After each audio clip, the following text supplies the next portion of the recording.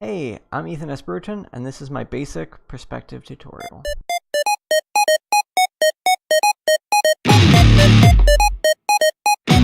But to start, let's talk about the foundations of perspective.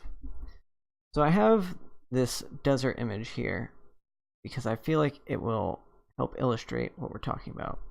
We all have this innate ability to understand how perspective works in reality. So hopefully this image will help us to bridge the gap from reality to paper or just any two-dimensional usage of this. So we all understand that if we were to stand in a desert, just like this photo, we were to look out, the things that seem bigger are red is closer to us, right? So we understand that this bush here is smaller than this tree, even though in the photo it looks the opposite. And this is the basic way that perspective works, which is the further that something is away from you, the smaller it gets. While it sounds simple, it's something that is actually, I'm sure that you know this, I don't need to tell you, but it's something that is very complicated, and it's something that we always work to overcome. So how do we figure out how do things get smaller as they go away from us? So in this tutorial, we will go over the basic ways to do that, to start getting you to start thinking about how perspective works. So the very first thing that we need to learn about perspective is that there is a certain point at which all objects get so small that they're beyond our perception, and we call that the horizon. And find that in this photo right here. Green line represents our horizon, which is because we're looking over, for all intents and purposes, an infinitely extending plane. That is the point where everything gets so small that we can't perceive it. Also, something that I should mention is that this is actually our eye level. If we were to crouch down, the horizon would actually be lower. It would be down somewhere like here. And we would see a lot more sky, but we won't get too far into that. So we have our horizon, and so as an introduction to perspective, let's imagine that we want to make a fence. And this fence is going to start, say right here. And we want it to go off into the distance and end right there. Right? We want it to end out there on the... We want it to just extend off into the distance, really, is what we're trying to do. And so the way that we express that in a drawing, the way that we show that in a drawing, is we basically put a mark on your horizon, and we call that the vanishing point because that's when our fence is going to get so small that we can't see it anymore. So in order to create this fence, let's imagine that we have a friend.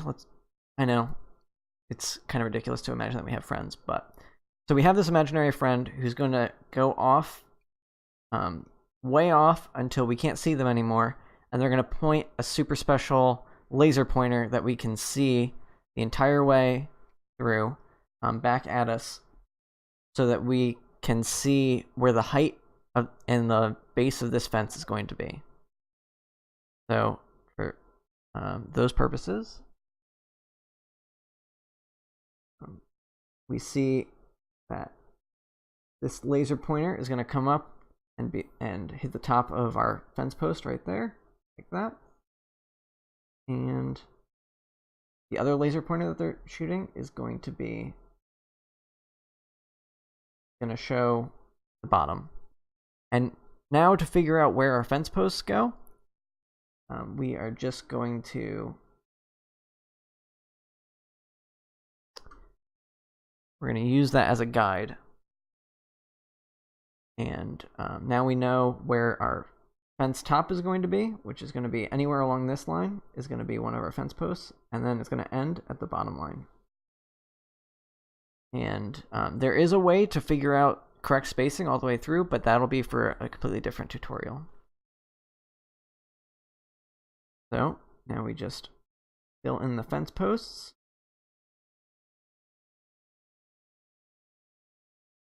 Just eyeball it. Technically our lines should be getting thinner too. And eventually it just goes out into the distance, and if we turn off our guides, we can see that we now have fence posts that look like that they're disappearing into the distance, right? So now that we have a fence, let's use these same principles to create a cube that also looks like that it would fit in this space. Alright, so the way that we would create a cube is very much similar, though a little bit different. So the way that we're going to do this is we're going to make, this is what's called one-point perspective. And the way that we would create this is we first create a square that is completely parallel to us. We're looking directly at the end of this. At the end of this cube. We're drawing a cube, not a square. And we're going to use the same principles that I just showed you with the fence. Except we're going to be, instead of doing the height and base of the fence post, we are going to do the height, the top and bottoms of the sides of the square. So we're going to say that the cube is going off in this direction. So if we lined up cubes all the way to make like a fence of cubes all the way out into the distance, that's where they would disappear. So that's where we're gonna draw our guides from. We'll draw those straight through for illustrative purposes. And then we're going to, there is a way to figure out how to make a perfect cube, but we're not interested in that. We're just trying to make a good enough cube for this demonstration. So we're just going to arbitrarily pick the back edge of it, and this would be the bottom of that side of the cube, be the top of that side of the cube. And if we turn our guides off, now see that we have a cube in perspective. We're going to add some white behind it so that it's a little bit easier to see. Now,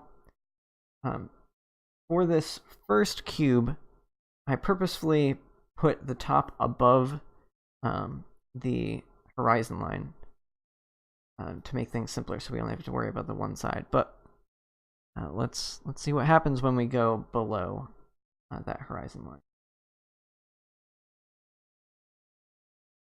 But first we make a cube, or a square, sorry. First we make a square. And then we draw some guides.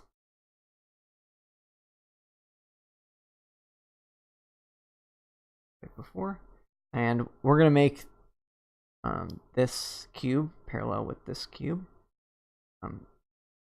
So a guide from there to there. And so we want to get the height of this side as well, just like before.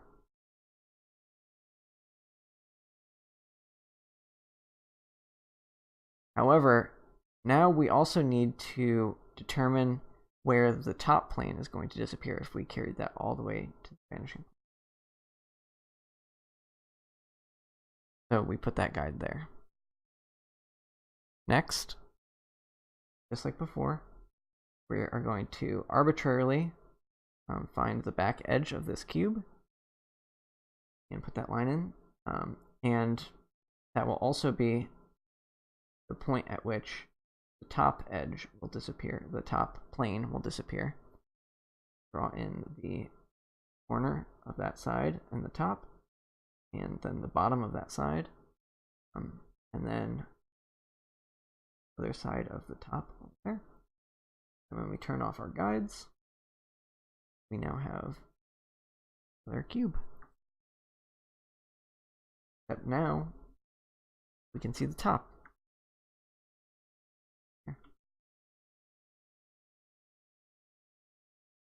And that's because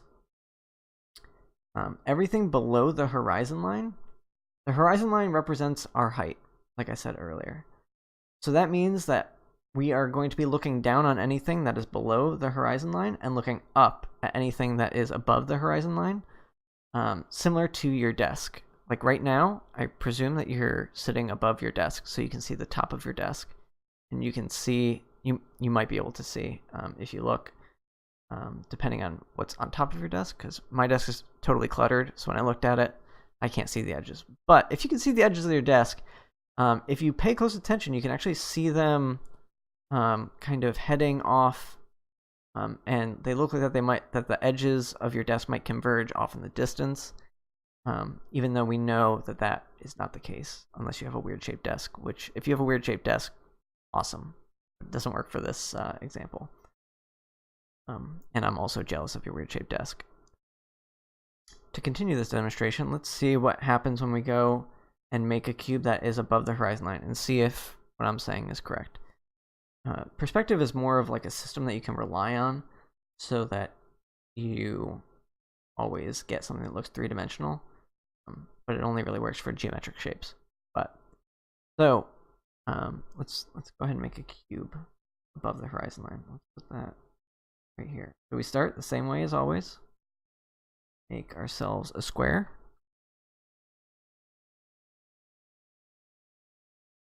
On our guide layer again.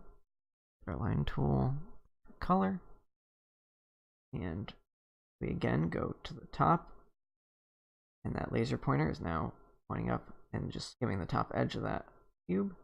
We also want to figure out where the bottom of that side is going to be. And we also want to figure out where the other side of this cube is. So now we go back to our cube layer, and just like before, we are just taking an arbitrary point on that side and cutting it. And then that is going to be where the back of the bottom side of that cube is as well. Then we just connect the corners. Like so.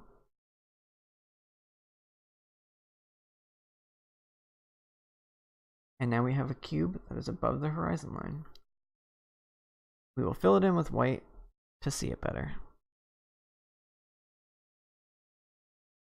And as promised, we can see that bottom plane very clearly here.